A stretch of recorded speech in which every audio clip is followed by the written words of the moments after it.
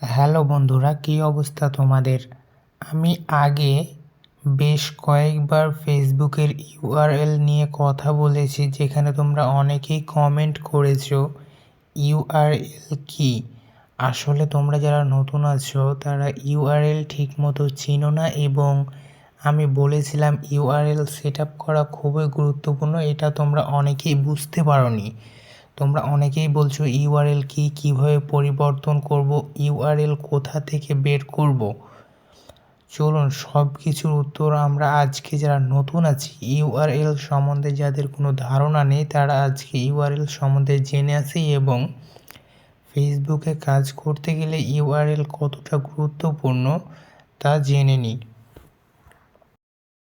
তো আপনারা ইউআরএল কোথা থেকে পাবেন? আপনারা ইউআরএল প্রথমে পাবেন ফেসবুক পেজ বা প্রোফাইলে গিয়ে পেজ সেটিংস নামে যে অপশন আছে ওখানে গিয়ে নিচে স্ক্রল করলে আপনি ইউআরএল দেখতে পাবেন, যেটাকে পেজ লিঙ্ক বা প্রোফাইল লিঙ্ক অনেক আইডিতে দেখাবে আইডি লিঙ্ক।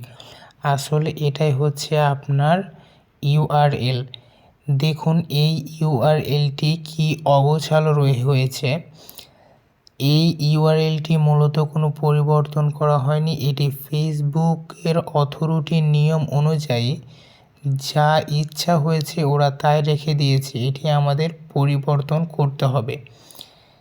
এবং আপনারা এই ইউআরএলটি ভালোভাবে লক্ষ্য করুন এবং পরবর্তী আমি যে সেট আপ করা ইউআরএলটি দেখাবো সেটির উপর ভালোভাবে লক্ষ্য করুন।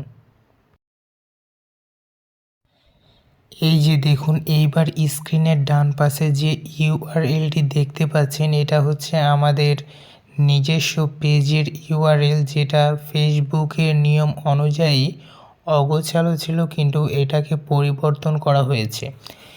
এটা পরিবর্তন করা কেন গুরুত্বপূর্ণ? আপনার আইডিটা যখন ফেসবুক কোম্পানি অথরিটি দেখবে, আপনি যখন স্টার সেট আপ পাবেন কিংবা মনিটাইজেশন পাবেন, সেই রকম সময় আপনার ইউআরএল ওরা খুব মনোযোগ সহকারে বা গুরুত্ব দিয়ে দেখে। যদি দেখে আপনি সামান্য ইউআরএল পরিবর্তন করেননি বা ইউআরএল সমস্যা এখনও দূর করেনি, তখন তারা এই সমস্যাটির জন্য তাদের পেজে মনিটাইজেশন কিংবা স্টার সেট আপ দেয় না। আর অনেকেই আছেন যারা ইউআরএল পরিবর্তন করেননি কিন্তু মনিটাইজেশন পেয়ে নিয়েছেন, তাদের ফেসবুকে অনেক সময় প্রবলেম হয়, সমস্যা হয় এবং মনিটাইজেশন চলে যায়। তাই ইউআরএল পরিবর্তন করা খুবই গুরুত্বপূর্ণ।